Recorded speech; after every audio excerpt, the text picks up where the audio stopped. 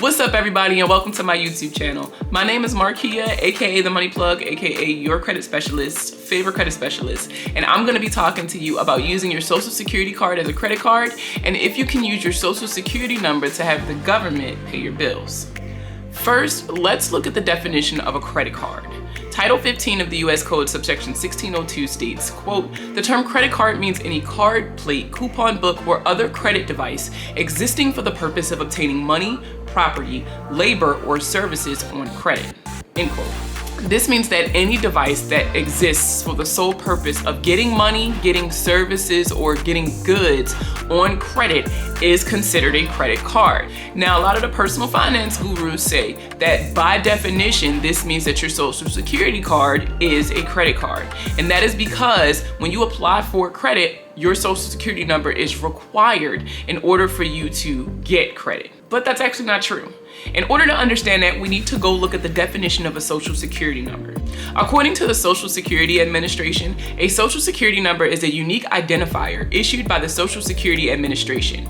You need a social security number to work, and it's used to determine your eligibility for social security benefits and certain government services, end quote. Your social security number was not created, does not exist for the purpose of obtaining money, goods, or services through credit. It's used to identify you. What a lot of people don't understand is that when information is reported to the credit bureaus, they actually take a bunch of information about you to attribute this debt to you. And what I mean by that is they look at your name, they look at your address, phone numbers, employer information, anything about you that they could keep a record of, they do. It just so happens that there's one thing that you have that nobody else does, and it's that social security number. You can have the same name as somebody, the same birthday, the same home address, the same employer, same everything. But the one thing that will remain different is your social security number. Because of this, companies made it a policy to request social security numbers in order for consumers to get credit. Not because it's a government requirement, but because it makes it easier for them to track your financial history because that number is unique to you. So if the social security number and card does not exist for the purpose of obtaining credit, then it does not meet the definition of a credit card. This means that's cap. But what about those numbers? Can you use those numbers to pay your bills? Also no. In 2021, USA Today released an article where they fact-checked whether or not you could use your social security number to pay your bills. And the Federal Reserve of Atlanta and the Federal Reserve of New York both released statements saying, quote, "These claims are fraudulent and false. There are no such accounts. They do not exist now, nor have they ever existed. This is an internet hoax that has caused much financial pain to the public.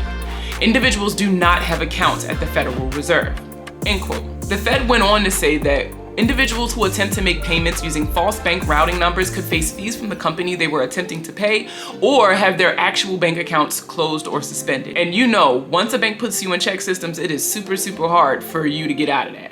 On the federalreserve.gov website, there's an entire page dedicated to explaining why this is a scam and how to protect yourself against it.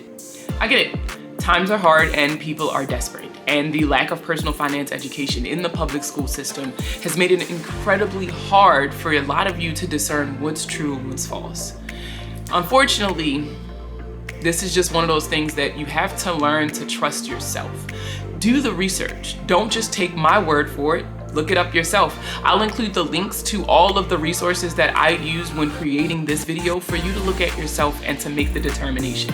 The only person who can protect you from these schemes and scams is you, but I'll do my damnedest to bring them to life for y'all. If you learned anything from my video, make sure you like and subscribe. If you have any questions or you got an idea for another video you want me to do, drop it in the comments below and I'll make it happen for you guys. Have a good one.